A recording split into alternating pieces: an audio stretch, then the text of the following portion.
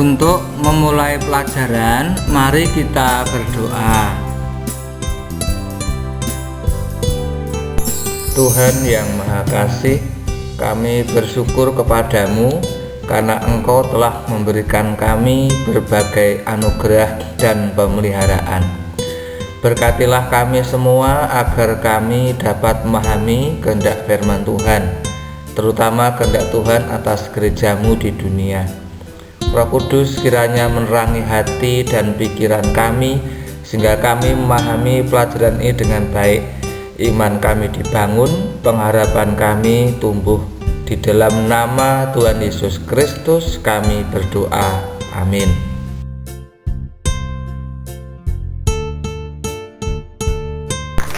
Sebelum mengikuti pelajaran ini, baca dahulu bacaan Alkitab dari Matius 5 ayat 3-12, pasal 5 ayat 46-48, pasal 21 ayat 28-31, Filipi 3 ayat 17-21, dan 1 Petrus 2 ayat 9-12. Penjabaran bab 5, gereja yang bergumul di dunia. Kerajaan surga dalam pemberitaan Yesus. Ciri-ciri kehidupan warga kerajaan surga. Mordekai Vanunu bertahan dengan keyakinannya. Hidup sebagai orang asing. Gereja yang bergumul di dunia. Rangkuman. Sebelum lebih lanjut, jangan lupa tekan like, subscribe, tekan lonceng, dan share.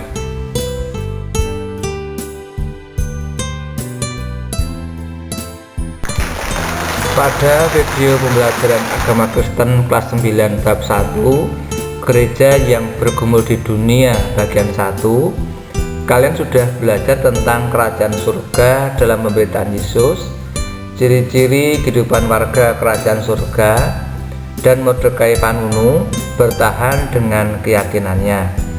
Sekarang simak kelanjutan pelajaran agama Kristen kelas 9 bab 1 bagian 2, hidup sebagai orang asing dan gereja yang bergumul di dunia. Ikuti video ini sampai selesai.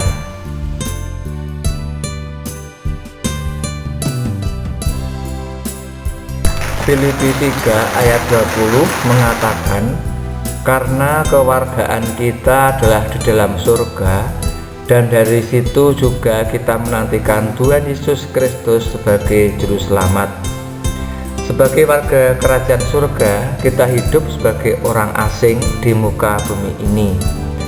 Dalam 1 Petrus 2 ayat 11 dikatakan, saudara-saudaraku yang kekasih, aku menasihati kamu supaya sebagai pendatang dan perantau, kamu menjauhkan diri dari keinginan-keinginan daging dan berjuang melawan jiwa. Sebagai warga negara Indonesia, kita belajar banyak hal.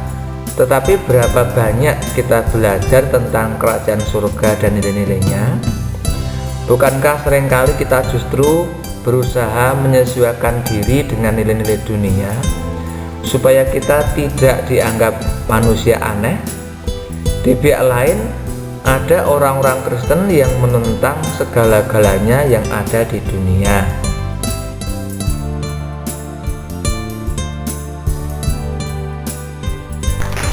Di Amerika ada orang-orang Kristen seperti itu. Mereka disebut orang Amish. Mereka hidup seperti orang pada abad ke-16. Mereka menolak mengendarai mobil, menggunakan telepon, membatasi penggunaan listrik, melarang menonton televisi, dan lain-lain. Mereka menganggap kehidupan modern seperti itu dapat mengganggu dan memperlemah ikatan mereka. Pakaian mereka pun sangat sederhana.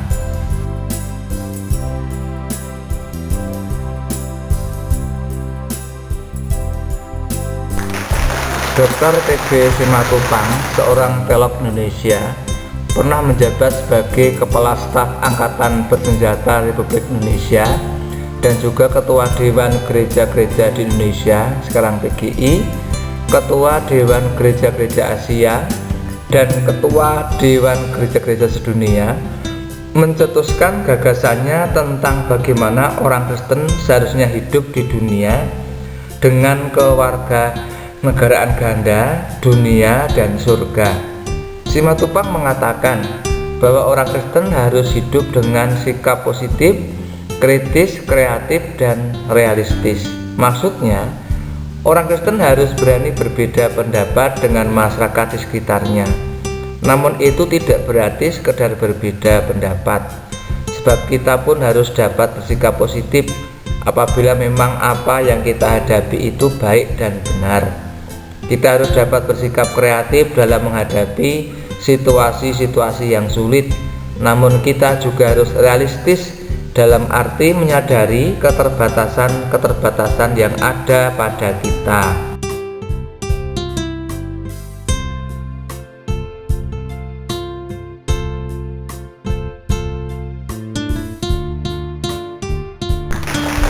Kata-kata T.B. Simatupang cocok dengan yang dikatakan Reinhold Niebuhr, seorang teolog Amerika Serikat, dalam doanya.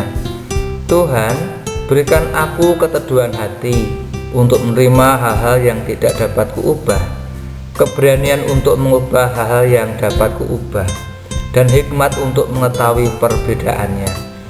Menjalani kehidupan dari hari ke hari, menikmati satu saat pada setiap waktu, menerima penderitaan sebagai jalan menuju perdamaian, menerima seperti yang Kristus lakukan dunia yang penuh dosa ini sebagaimana adanya, bukan seperti yang kuharapkan. Percaya bahwa Ia akan membuat segala sesuatunya beres bila aku berserah pada kehendak-Nya, agar aku cukup berbahagia di dalam hidup ini dan teramat bahagia bersamanya selama-lamanya dalam kehidupan yang akan datang. Amin.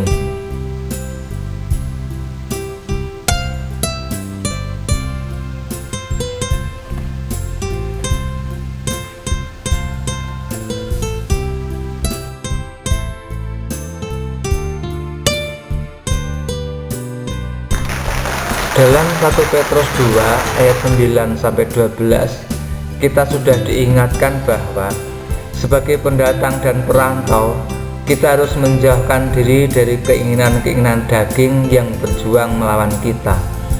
Keinginan-keinginan daging yang dimaksudkan di sini adalah hal-hal yang membuat kita keliru menempatkan prioritas kita.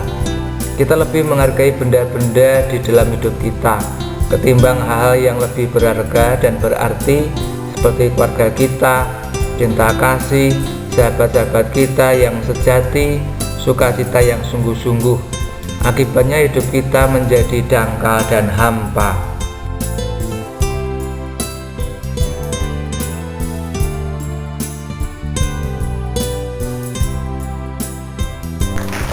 Sebagai gereja Tuhan di muka bumi, kita dipanggil untuk memiliki cara hidup yang baik di tengah-tengah bangsa-bangsa bukan Yahudi, supaya jika mereka memfitnah kamu sebagai orang durjana, mereka dapat melihatnya dari perbuatan-perbuatanmu yang baik dan memuliakan Allah pada hari Ia melawat mereka.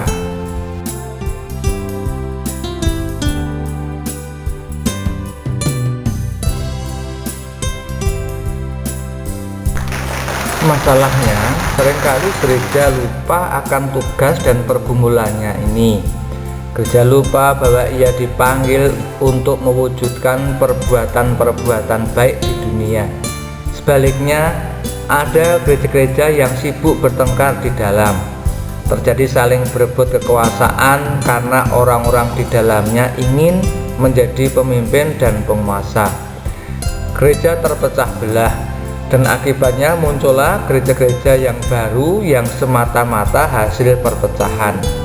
Orang lupa bahwa Tuhan Yesus sendiri tidak suka bila orang saling memperebutkan kedudukan dan berusaha menonjolkan diri. Ia pernah mengatakan, Demikianlah orang yang terakhir akan menjadi yang terdahulu, dan yang terdahulu akan menjadi yang terakhir.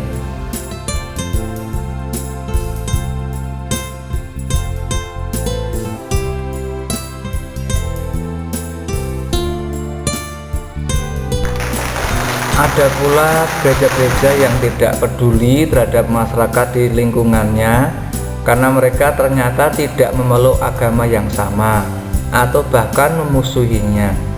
Terhadap keadaan ini, Tuhan Yesus justru mengajarkan, apabila kamu mengasihi orang yang mengasihi kamu, apakah upahmu? Bukankah pemungut cukai juga berbuat demikian?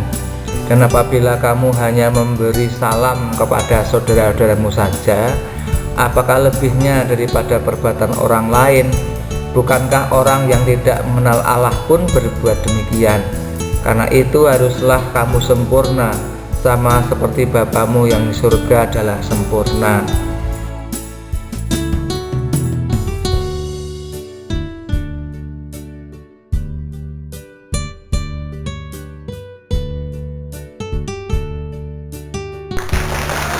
Ken M. Cage, seorang aktivis mahasiswa, pada 1968 nulis perintah yang paradoks yang isinya demikian. Orang seringkali tidak logis, tidak masuk akal, dan egois. Tetaplah kasih mereka. Bila engkau berbuat baik, orang menuduhmu egois atau mempunyai motif tersembunyi, tetaplah berbuat baik. Bila berhasil, engkau akan mendapatkan teman-teman palsu dan musuh sejati. Tetaplah mencapai keberhasilan. Kebaikan yang kamu lakukan hari ini akan dilupakan besok. Tetaplah lakukan kebaikan. Kejujuran dan keterbukaan membuat engkau rentan. Tetaplah bertindak jujur dan terbuka.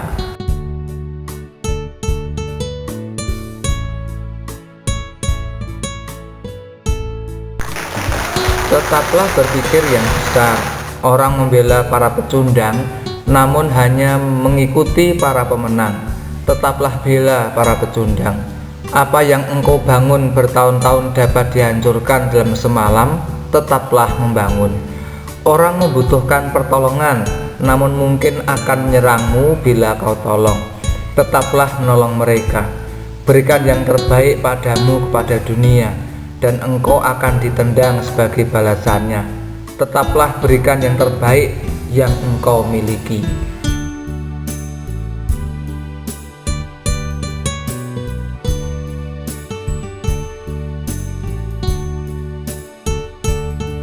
Perintah yang paradoks ini benar-benar menunjukkan cara hidup yang asing di dunia. Mungkin dapat dikatakan bahwa perintah yang paradoks ini merupakan versi modern dari ucapan bahagia yang Yesus sampaikan dalam khotbahnya di bukit. Mestinya inilah yang menjadi pergumulan gereja dan orang Kristen untuk diberlakukan di dalam hidupnya di dunia. Setujukah kamu?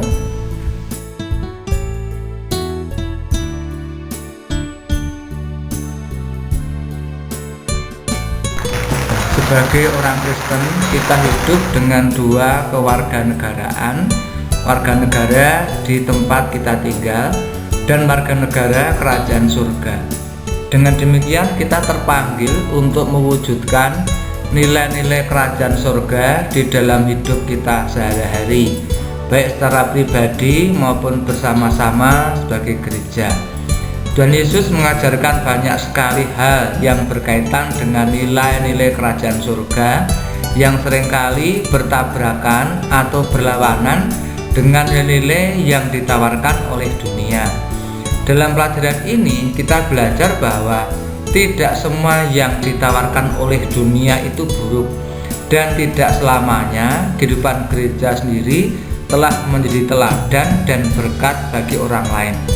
Sebagai gereja Tuhan di muka bumi, kita perlu bekerja keras dalam membedakan apa yang menjadi kehendak Allah dan apa yang menjadi keinginan dunia yang berlawanan dengan nilai-nilai kerajaan surga.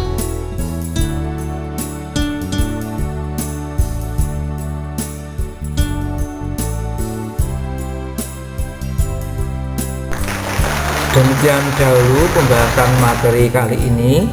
Kita akan lanjutkan materi pada video berikutnya. Sebagai penutup, mari kita berdoa. Kita ucapkan bersama-sama doa Bapa kami. Bapa kami yang di surga, dikuduskanlah namamu, datanglah kerajaanmu, jadilah kehendak-Mu di bumi seperti di surga. Berikanlah kami pada hari ini makanan kami yang secukupnya, dan ampunilah kami akan kesalahan kami, seperti kami juga mengampuni orang yang bersalah kepada kami. Dan janganlah membawa kami ke dalam pencobaan, tetapi lepaskanlah kami daripada yang jahat. Karena Engkau-lah yang mempunyai kerajaan dan kuasa dan kemuliaan sampai selama-lamanya. Amin.